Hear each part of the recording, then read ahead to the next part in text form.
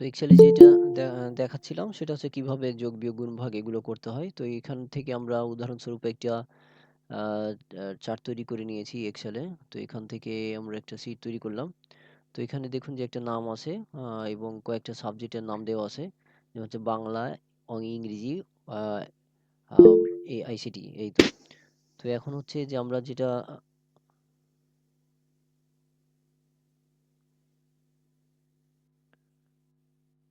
তো এখন যেটা করব সেটা হচ্ছে এখান থেকে সমান চিহ্ন দেব।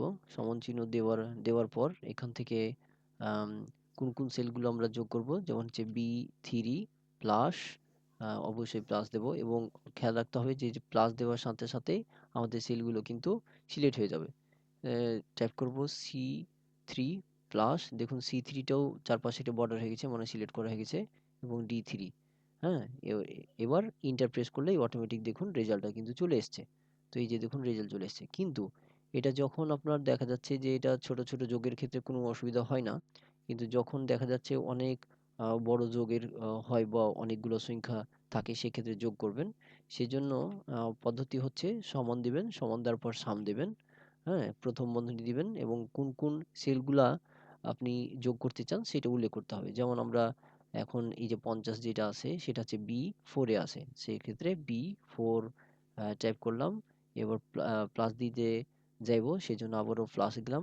এবারও C4 এবারও প্লাসে গেলাম এবং আরো একটা সাবজেক্ট আছে সেটা হচ্ছে D4 ওকে। এবার সবকিছু কমপ্লিট হয়ে গেলে আবার ব্র্যাকেট ক্লোজ করে এন্টার প্রেস করলে অটোমেটিক কিন্তু যোগটা হয়ে যাচ্ছে। এই একই জিনিস দেখুন এখান থেকে জাস্ট আমরা কি করলাম সাম ব্যবহার করলাম। কিন্তু এখানে যদি দেখা যাচ্ছে অনেকগুলো তথ্য থাকে মনে করেন যে ১০০ জনের তথ্য বা ২০০ জনের তথ্য বা ১-২ হাজার তথ্য তাহলে তো আবার প্লাস দিতে সময় চলে যাবে, তাই না? তো একবারে কিভাবে আপনি এই জিনিসগুলো করবেন। তো এই জিনিসটা একটা খেয়াল রাখতে হবে যে আমরা যখন কোনো যোগগুলো করব তখন কিন্তু একটা খেয়াল রাখবে যে আমাদের বুঝাচ্ছে দেখুন যে এই আইসিটি থেকে আমাদের যোগ করতে হবে কোন পর্যন্ত? এই ইংরেজি পর্যন্ত। অর্থাৎ বুঝাচ্ছে যে বি সেল থেকে আমাদের যোগ করতে হবে সি পর্যন্ত। অর্থাৎ যখন আপনার দেখবেন যে থেকে উল্লেখ থাকবে, থেকে অথবা একটা রেঞ্জ থাকবে দূরত্ব। মানে এত দূর পর্যন্ত এত দূর, হ্যাঁ? তখন কিন্তু আমরা থেকে যখন উল্লেখ করব তখন আমরা কলম ব্যবহার করব। এই যে এই কলাম। আমরা এখন কলম কিভাবে ব্যবহার করবেন দেখাই। এখানে সমান দিবেন, সমান দেওয়ার পর সাম দিবেন, প্রথম বন্ধনী দিবেন, ফার্স্ট সেল। আমরা যখন এই যে এখানে টাইপ করছি তখন কিন্তু আমাদের এক্সেল কিন্তু এখানে সংকেত দিয়ে দিচ্ছে যে এখানে দেখুন যে নাম্বার 1 নাম্বার 2 মানে কি টাইপ করতে হবে সেখানে দিয়ে দিচ্ছে। তাহলে আমরা ফার্স্ট যেটা সেটা টাইপ করব। তো এখানে দেখুন যে আমাদের এইটা আমরা উল্লেখ করব। তো যেহেতু এখানে কোনো কিছু লিখা নাই, না লিখা থাকলেও অসুবিধা নাই। আমরা চাচ্ছি যে এখানে যদি কোনো সংখ্যা থাকে তো সেই অনুযায়ী অটোমেটিক রেজাল্টটা চলে আসবে। তাহলে এখন দেখুন যে এখানে কোথায় আছে B5 এ আছে, তাই না? তাহলে এখানে আমরা দিব B5 B5 যখন দেব তখন আমি যেমন বললাম যে থেকে যখন উল্লেখ করা হবে তখন কলন দিতে হবে।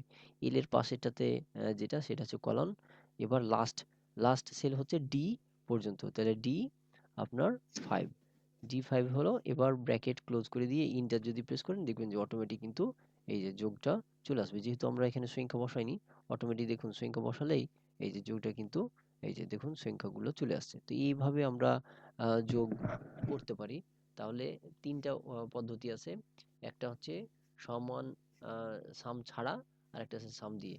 আপনি এটা প্লাস দিয়েও করতে পারেন অথবা আপনার এখান থেকে কলন দিতে পারেন। যদি একই রেঞ্জ থাকে সেক্ষেত্রে আপনি এই যেভাবে ফার্স্ট সেল এবং লাস্ট সেল উল্লেখ করতে পারেন। এইভাবে একটা করা যায়। আরেকটা সহজ পদ্ধতি হচ্ছে যে আপনি যেখানে টাইপ করছেন টাইপ না করেও করা যায়। জাস্ট আপনাকে এই যে ফার্স্ট সেল থেকে টান দিয়ে লাস্ট সেল পর্যন্ত সিলেক্ট করতে হবে। সিলেক্ট করার সাথে সাথেই আপনার সেলগুলো কিন্তু চলে আসবে। আপনাকে কোনো কিছু টাইপও করতে হবে না। এটা একটা ভালো একটা পদ্ধতি। যদি মনে করেন যে আপনি পরিশ্রম কম করব সেক্ষেত্রে এভাবে করতে পারেন। তবে নতুনদের ক্ষেত্রে অবশ্যই আপনি দেখে একটা টাইপ করে এটা করবেন। তাহলে দেখা যাচ্ছে সেলগুলো আপনি চিনতে পারবেন যে কত নাম্বার সেলে কোথায় আছে না সেইগুলো চিনতে পারবেন খুব সহজেই বোঝা যাবে। ইন্টারপ্রেস করলে চলে আসলো। তো এই ক্ষেত্রে এটা যোগের ক্ষেত্রে হলো। আপনি যদি এখন বিয়োগ করতে চান মনে করেন যে আপনার আহ, উম, ধরেন হচ্ছে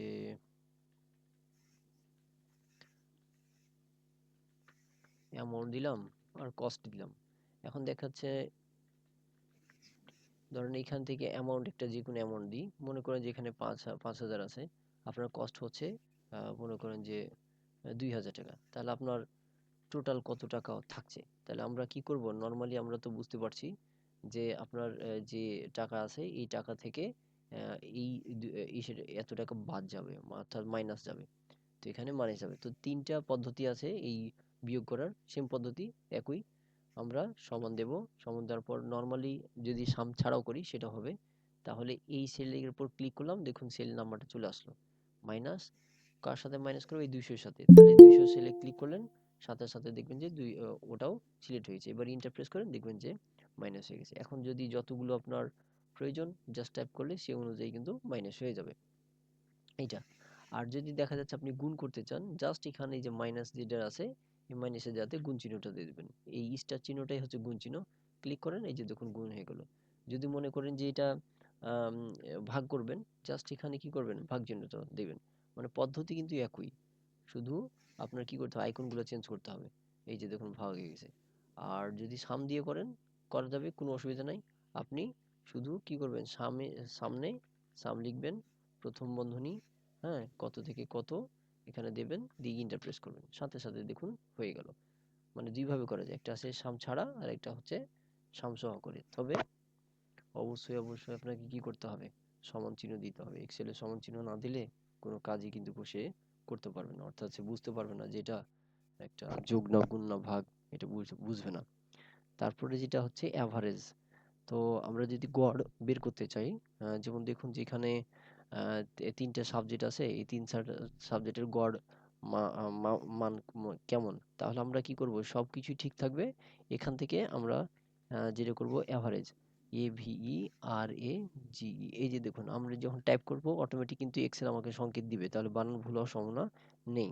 এবার প্রথম বন্ধনী, এখন অ্যাভারেজটা কত না কত সেল থেকে আমরা অ্যাভারেজ করব, এখন তিনটা সাবজেক্টের মধ্যে অ্যাভারেজ করব, তাহলে এখানে সিলেক্ট করলাম, সিলেক্ট করার পর এই যে ব্র্যাকেট ক্লোজ করে দিতে হবে, শিফট 0, হ্যাঁ।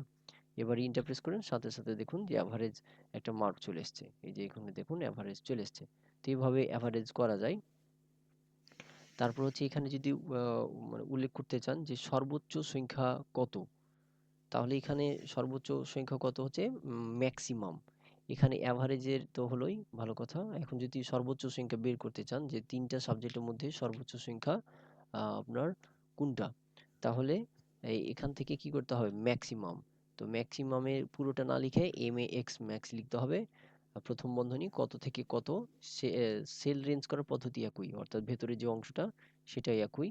এবার ইন্টারপ্রেস করলে সর্বোচ্চ সংখ্যা হচ্ছে 50। এই যে দেখুন সর্বোচ্চ সংখ্যা হচ্ছে 50 হচ্ছে সর্বোচ্চ সংখ্যা। আর যদি সর্বনিম্ন সংখ্যা বের করার প্রয়োজন হয়, জাস্ট ম্যাক্সের জায়গাতে মিনিমাম দিতে হয়, MIN, হ্যাঁ, মিনিমাম। এই যে দেখুন নিচে অটোমেটিক কিন্তু সংকেত দিচ্ছে। এবার ইন্টার প্রেস করেন, সর্বনিম্ন কিন্তু কত সেটা কিন্তু চলে আসবে, এই যে দেখুন সর্বনিম্ন কিন্তু চলে এসছে।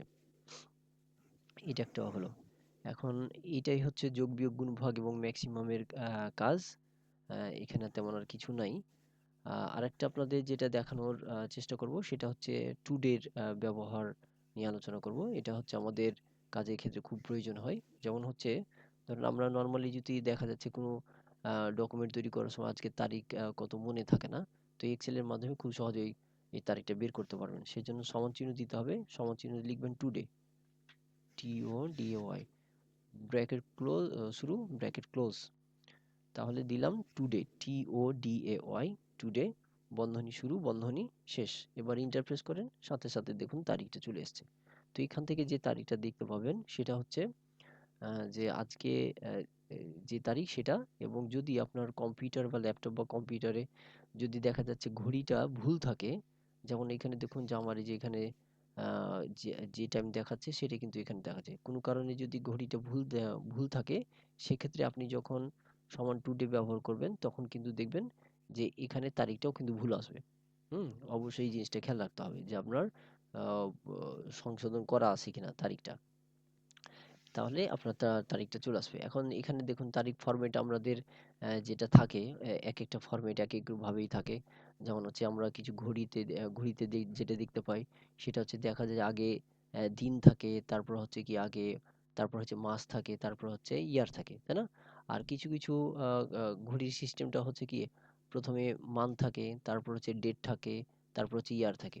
আবার কিছু, কিছু জায়গাতে দেখা যায় ইয়ার থাকে, তারপর হচ্ছে মান্থ থাকে, তারপর হচ্ছে ডেট থাকে। তো একেকটা ফরম্যাট একেক রকম।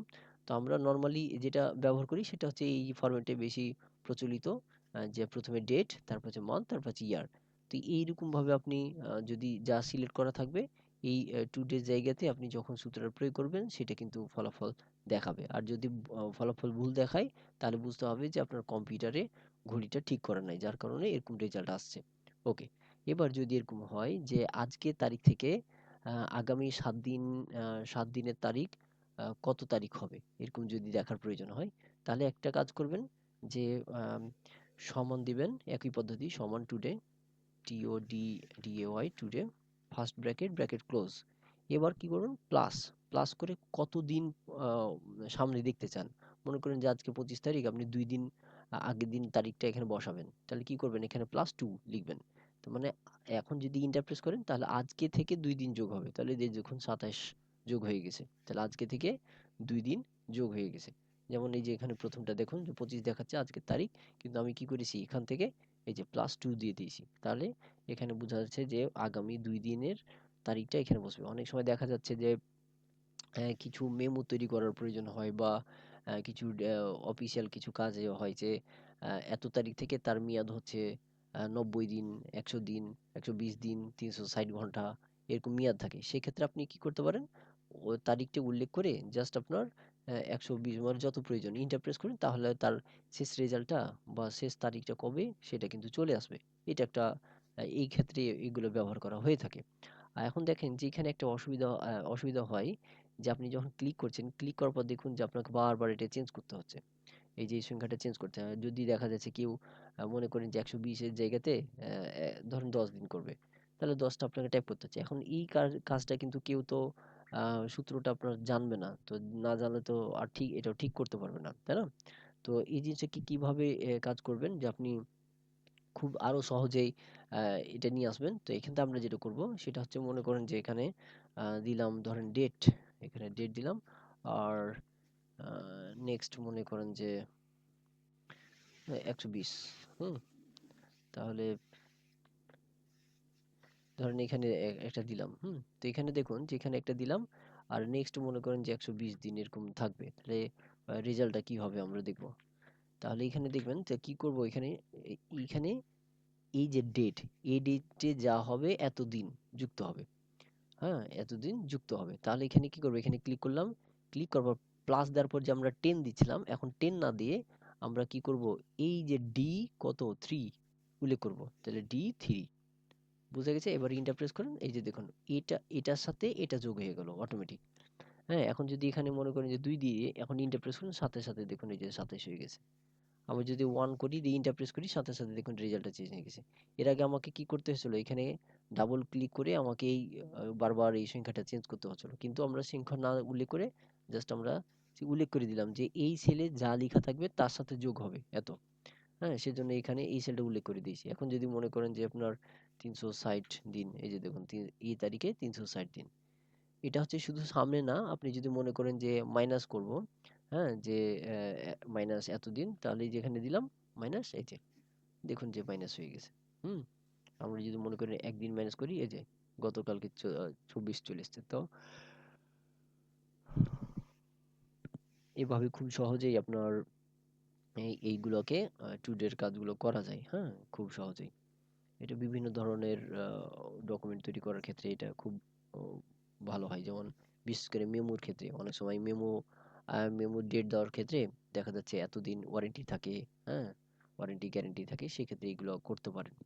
বা অনেক সময় যে আ কিছু কোর্স থাকে বা কিছু ভ্যালিড ডেট থাকে, হ্যাঁ? প্রোডাক্ট হোক বা যেই হোক যে এতদিন মেয়াদ সেক্ষেত্রে এরকম আ এক্সেলে শিট আপনি ব্যবহার করতে পারেন খুব সহজে। তাহলে টুডের ক্ষেত্রে আমাদের হয়ে গেল। এবার হচ্ছে যে আমরা যেটা করব সেটা হচ্ছে কাউন্টের একটু ব্যবহার দেখব। আজকের মতো এইটুকুই। কাউন্টের ব্যবহার দেখার জন্য আমরা যেটা করব সেটা হচ্ছে, মনে করেন যে নর্মালি একটা সাবজেক্টই দেখি, প্রথমটাই আমরা দেখাই। ওকে, ধরেন এখানে তিনটা সাবজেক্ট আছে। এখানে তিনটা সাবজেক্ট আছে, আইসিটি, বাংলা আর ইংলিশ। তো নর্মালি আমরা দুইটা পদ্ধতি দেখব। সেটা হচ্ছে, এখন দেখুন আমরা যেটা যেটা করব সেটা হচ্ছে, যে সাবজেক্টে আমরা জানি যে উপস্থিত যদি হয় তাহলে পি দ্বারা প্রকাশ করা হয়, অর্থাৎ প্রেজেন্ট। আর যদি অনুপস্থিত হয় তাহলে অ্যাবসেন্ট দ্বারা প্রকাশ করে। এটা আমরা নর্মালি জানি। তো এখান থেকে মনে করেন যে এ, আর এটা হচ্ছে প্রেজেন্ট। তো যাই হোক, একটা যে সংকেতিক দিয়ে দিলাম আর কি। তো এখান থেকে আমরা যেটা করব সেটা হচ্ছে যে প্রথমে দেখব যে যেই সেলটাতে ওয়ান লেখা থাকবে সেটা গণনা করবে। যেমন বি থ্রি লিখলাম, যেমন বাংলাটা ফাঁক রাখলাম, ধরুন ইংলিশটা দিলাম। এখন হচ্ছে যে আহ, আপনার প্রেজেন্ট মানে কোন কোন ক্লাসে সে প্রেজেন্ট আছে, সেক্ষেত্রে আপনি কি করতে পারি, এখানে সমান দেব। সমান দেওয়ার পর এখানে লিখব কাউন্ট, মানে যেহেতু আমরা গণনা করব সেজন্য এই যে কত ক্লাসে সে আছে সেটা গণনা করব, সেজন্য এটা কাউন্ট ব্যবহার করতে হবে। COUNT, অটোমেটিক দেখুন এই যে নিচে কিন্তু অটোমেটিক চলে এসেছে, count, count if, count, count, কাউন্টটা অনেকগুলো মানে ফর্মুলা আছে। হ্যাঁ, তো আমরা যেটা দেখবো সেটা কাউন্ট। কাউন্ট, তারপর হচ্ছে প্রথম বন্ধনী। এখন কত থেকে কত আমরা দেখতে চাই, তাহলে এত থেকে এইটা দেখতে চাই। হ্যাঁ, যে B3 থেকে D3 পর্যন্ত। এখন ইন্টার প্রেস করুন, ক্লিক করার সাথে সাথে দেখুন যে এই যে আমাদের যে আমরা টেবিলটা তৈরি করা হয়েছে, এই যে টেবিলটা তৈরি করা হয়েছে, এই টেবিলের দেখবেন যে এখানে দুইটা দেখাচ্ছে, মানে প্রেজেন্ট হচ্ছে দুইটা। প্রেজেন্ট মানে হচ্ছে এই যে দেখুন, ইংরেজিতে সে উপস্থিত ছিল সেজন্য ওয়ান দ্বারা প্রকাশ করা হয়েছে, আর আইসিটি সে উপস্থিত আছে সেজন্য কি করা হয়েছে, ওয়ান দ্বারা প্রকাশ করেছে। তাহলে দুইটাতে দুইটা দুইটা হয়, সেজন্য এখানে দুই দেখাচ্ছে। হ্যাঁ, আমরা যদি এখানে দেখুন যে বাংলাতেও করে দিলাম ওয়ান, তাহলে দেখুন থ্রি হয়ে গেছে। তো এটা হচ্ছে আপনার প্রেজেন্টের ক্ষেত্রে। আর একটা হচ্ছে অ্যাবসেন্ট দেখি, সেক্ষেত্রে একই জিনিস। যেহেতু আমরা এখানে গণনা করব ফাঁকা ঘর কোথায় আছে, তাই না? তাহলে COUNT, count blank, BAL blank, BLANK blank. হ্যাঁ, প্রথম বন্ধনী কত থেকে কত আমরা দেখতে চাই, তাহলে একই পদ্ধতি। B3 থেকে D3 পর্যন্ত ব্র্যাকেট ক্লোজ করে ইন্টারপ্রেস করলেই অটোমেটিক চলে আসবে। এই যে দেখুন অটোমেটিক চলে এসছে যে কতটি সেল, কোন সেলগুলো ফাঁকা আছে। যেমন আমি এটাকে কেটে দিলাম, দেখুন যে এই যে একটা সেল ফাঁকা আছে সেজন্য কিন্তু একটা সেল শো করছে। আবারও একটু বুঝিয়ে দিই, সেটা হচ্ছে এইখানে যে অ্যাবসেন্টের ঘর, এই যে দেখুন এই বাংলা ক্লাসে সে উপস্থিত হয়নি, সেজন্য কি করেছে, সেজন্য এখানে এই যে দেখুন ওয়ান আসছে।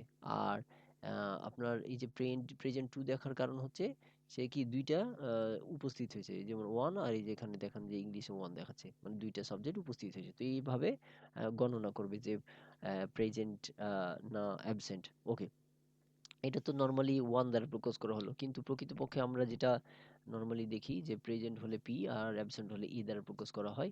তাহলে এখানে বলা হচ্ছে যে আহ, খেয়াল রাখতে হবে যে এরকম শর্ত, যে যদি মনে করেন যে যদি কোনো ছাত্র কি হয়, উপস্থিত হয়, তাহলে পি, আর যদি অনুপস্থিত হয় তাহলে অ্যান্ড। তাহলে এখানে কি বলা হয়েছে, যদি এখানে ব্যবহার করা হয়েছে। যদি মানে হচ্ছে ইফ, মানে যদি, সেজন্য অবশ্যই ইফ এর ব্যবহার করব। আর এটা যেহেতু গণনা করছি সেহেতু গণনার সাথে আমরা যদি ব্যবহার করব, সেজন্য এখানে কি করব, এখানে ধরেন এখানে প্রেজেন্টে দিলাম, সবকিছু ঠিক থাকবে। জাস্ট আপনার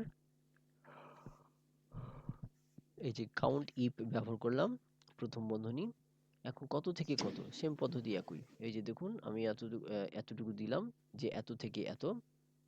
এবার যেটা করবেন, কমা, কমা দিয়ে আপনি কি ফলাফল দেখতে চাচ্ছেন, হ্যাঁ অবশ্যই খেয়াল রাখবেন। তাহলে এটা হচ্ছে ডবল কোটেজ দিয়ে যে জিনিসটা দেখতে চাচ্ছেন পি, হ্যাঁ এই যে এখানে দেখুন পি, মানে কমা দিয়ে ডবল কোটেজের মধ্যে পি লিখতে হবে, শুরু এবং শেষ, এবং ব্র্যাকেট ক্লোজ।